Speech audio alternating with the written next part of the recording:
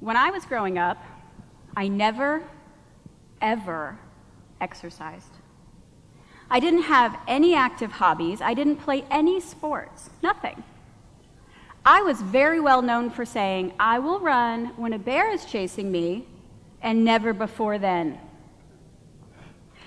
This went on for about 34 years, until I woke up one day with an infant, a 2.5-year-old, and a back that hurt all the time. And I realized in that moment that if something didn't change, if I didn't become stronger and more flexible, I was not going to be the kind of mother I wanted to be. The kind of mother who can chase around her kids at the park, or pick her kids up and swing them around, or sit on the floor for 5 minutes to play Legos. Now, the only option to get stronger and more flexible is exercise. But it just wasn't who I was. And we all have something like this, don't we? Something that we know, if we're going to become the person we want to be, the innovator that we want to be, this thing has to change. But even though we think about it all the time, we never make any progress. This phenomenon is what I call defensive failure, and it goes a little something like this. It's Sunday. You say to your husband or wife, this week, I'm going to go to the gym 3 times. Then it's Friday, and you haven't been to the gym at all. It's so mysterious, right? You're like, I meant to go to the gym. I intended to go to the gym. Why am I not going to the gym? Now, I am a cognitive psychologist, so I did what we do best. I spent the next 3 years obsessively researching the answer to that question. Why am I not going to the gym? And what I discovered is that so much of the reason you're not doing what you say you want to do is in your mind. In fact, I found that there are 3 powerful mindset blocks that are keeping you locked in a cycle of defensive failure. And if any one of these is in play, your brain defends you against real failure, which is where you do it, but you do it really bad, by redirecting you and distracting you, and you never make any progress. So let's talk about each one. The first reason that you're locked in a cycle of defensive failure is that you think somewhere in your heart that you can't do it.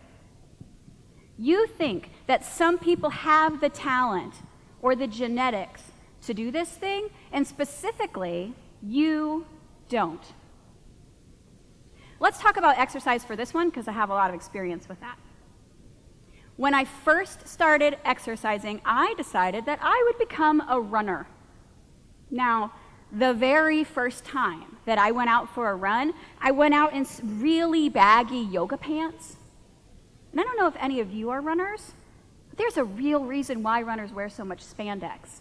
Because I was only about 2 minutes into my run before I was holding up my pants while I was running. But I also didn't have any gear, and I really needed my phone because I had couched a 5K app on it. I didn't have anywhere to put it. So I'm running, holding my pants with one hand, and my phone is in the other, and my pants are falling off in this direction now, and I'm like, I gotta grab it, so I grab it, and the phone falls off. Grabbing my phone. It's a mess. And the worst part of the whole thing, this whole thing went down on a high school track. This, my friends, is failure. I tried to do something for the first time and I did it wrong. Right? What happens in this moment is at the heart of this mindset block. If you believe that at the core of success is talent and genetics, then this rookie mistake matters a lot. It's the proof you needed that you didn't have what it takes, right? But if you can instead develop what Carol Dweck would refer to as a growth mindset about it, then these rookie mistakes lose their significance. They are no longer proof that you never should have tried. They're opportunities to learn. Because you know that at the heart of success is not talent, it's effort. It's effort over time that produces accomplishment. It's effort that creates innovation. And if you're able to shift your mindset from this belief that some people have it and you don't, and into one where you recognize that your rookie mistakes are just signposts on the pathway to success, then you will be able to walk away from this cycle of defensive failure. Now, that's the first reason you're locked in this cycle of defensive failure. The second reason that you're locked in this cycle of defensive failure is that you think people like you don't do things like this. And this one comes down to your identity. And we care a lot about our identities, don't we? And part of the reason you care so much about your identity is because it was hard won. So let's talk about how you form an identity. Now, looking around this room, it looks like everybody has successfully made it out of adolescence. Is that true? This guy back here is like, define successfully. So here's what happens in adolescence. You had an identity before adolescence, but you basically absorbed it from the people around you, right? Like mom says, I'm creative. All right. Dad says that I'm an athletic person. Yeah, okay, that sounds right. But that switches in adolescence. You begin to start asking really hard questions about who you are, and you do it socially. So you ask yourself, am I like this person? Am I like you? Am I like you? Am I like you? And you take on a little piece of their identity, and you see how it feels. So you might take on, like, lying to your parents and skipping school. Or you might try on some really thick black eyeliner and dye your hair jet black, shut your door, and play the emo music on repeat in your room. You take on bits and pieces of the people around you, and in so doing, you do what Erik Erikson refers to as identity fracturing. It's really uncomfortable. It creates a lot of friction in your mind because you don't know who you are. But the good news is that eventually, sometime around your junior or senior year in high school, you begin to release the pieces of your identity that are not serving you. Maybe you stop hanging out with the kids who are skipping school. Maybe you decide, you know what, I don't like football, and I'm not going to hang out with the football team anymore. Each piece of that identity that you let go of comes at a loss to you. Those friends that you were hanging out with and skipping school that may have mattered a lot to you, you might feel like a real traitor. The football team that you stopped hanging out with, that might lose credibility for you at your high school. And that process of what Erik Erikson refers to as identity cohesion is very difficult. But it does result in an identity, a belief about who you really are. And that matters to you a lot. And you will do nothing that threatens that identity. Now, I see some of you out there saying, like, this is all very interesting, but what does it have to do with following through on my goals? Well, when I first became a coach, I struggled a lot to get clients because I consider myself to be a heart-centered helper type. And now promoting myself and selling my services, it felt really inauthentic and pushy. Am I going to do something that feels inauthentic and pushy? No, never. And that's how you get locked in a cycle of defensive failure. So you say, I'm going to go to a networking event, one each week this month. And the day comes for the networking event, and your brain's like, yeah, no, we're not going to do that. That threatens our identity. And anyways, Amanda, you're so tired. You've been so busy. You should really take care of you. And before you know it, the networking event is happening somewhere, but you're not there. You're at home on the couch in your stretchy pants, knee-deep into the 13th episode of the first season of Friends. Again. Now, no judgment. We have all been there. But it does explain why you're not making any progress. So if this sounds like you, if this might be a mindset block that you're struggling with, what you have to do is find people like you doing things like this, and you have to share your concerns with them. For me, I had to find a heart-centered helper type who was great at promoting her business and learn from her how I could bring these things in line. And if you can find a way to bring the thing you want to do in line with your identity, you'll find going to the networking event much, much easier.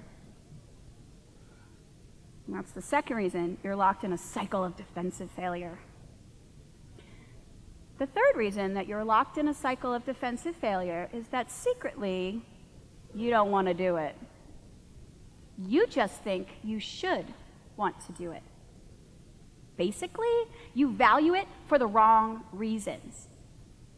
Now, there are two ways that you can value things. On the one hand, you can value them for what we refer to as intrinsic reasons, reasons that come from inside of you, interest, curiosity, or you've drawn a straight, bright line from the thing you want to do up to your long-term hopes and dreams. But you can also value things for reasons that are outside of you, extrinsic reasons like all the cool people do it, or my mom would be proud, or boy, would I like to be admired. Now, let's just say for a second, for the sake of an example, that you have said, I really got to stick to a budget. And you know, the thing I do the most, that's costing me the most money, is I buy my lunch every single day at work. So you decide, I'm not doing that anymore, I'm taking my lunch. So one day, you're halfway through your commute, and you realize that your lunch is sitting on the kitchen counter right next to your cell phone. Now that is a hard day. You got nothing to eat and no Candy Crush. What are you gonna do? So you're talking to your coworker, you're like, I'm having a hard day. And she says, don't even worry about it. We're gonna take it as a sign from the universe. We're gonna go out and have a real lunch. It's gonna be awesome. Now you have two options. You can go with your friend and have a real lunch, spend $25 on a sandwich, or you can go to the vending machine and get a crappy $2 power bar. What are you going to do? Well, it depends on why you're trying to stick to a budget. If you're trying to stick to a budget because you just got engaged and you're trying to buy a house and you have these dreams of your children sitting next to a crackling fire on Christmas Eve, then you will go to the vending machine. But if you're trying to save money because wealthy people are admired, and yeah, it would be cool to be admired, that's not enough.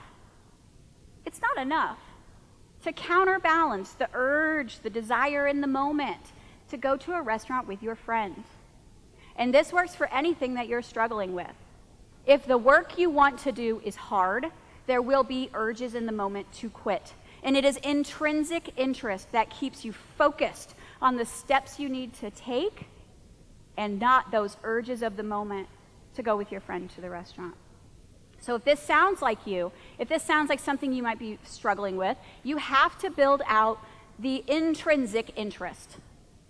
You have to find a way to be interested or curious about what it is you want to do. You have to read the blogs, you have to look at the magazines. And if you cannot, if there is nothing of interest to you, for example, about taxes, then you must draw the bright line between the thing you want to do and your long-term hopes and dreams. And when the moment comes that you want to give up, you have to take that piece of paper out of your pocket and read it to yourself so that you ground back into your intrinsic interest. And that, my friends, is how you would break out of the third cycle of defensive failure. Now, if you have even one of these in place, you will struggle to make progress on your goal. But if you've struggled with something your whole life, it's likely that all three are at play. Like it was for me with exercise. But as I was able to accept those rookie mistakes as part of the process of getting better and recognize that there are non-competitive people like me who also exercise, and accept, I got really, really interested in the science of exercise. It's very fascinating. I was able, amazingly, to begin to make progress. Now, I do not want you to think that I'm up here saying, get your mindsets in order and you'll be a raging overnight success, because that's not how it works. But what you do get to do is trade that cycle of defensive failure for action-driven, insight-filled, productive failure. Failure where you do it wrong. But then you get a little better, and then you do it better over time until suddenly you're doing what you never thought was possible. For me, what that looked like is over the course of about 3 years, I taught myself how to run, got the gear. I taught myself how to bike. I taught myself how to swim. And one crazy August day, I strung those 3 together and I did a triathlon. I know, I was surprised too. And about 2 months later, I did a half marathon. Most importantly, my son, who's now 6 and heavy and wiggly, I can pick him up. And I'm not telling you this because I want you to think I'm some kind of athlete, because clearly that's not what's happening here. Okay. I'm telling you this because that day that I did that triathlon was the most exciting day of my life. Because it should never have been my story. It should not have been possible.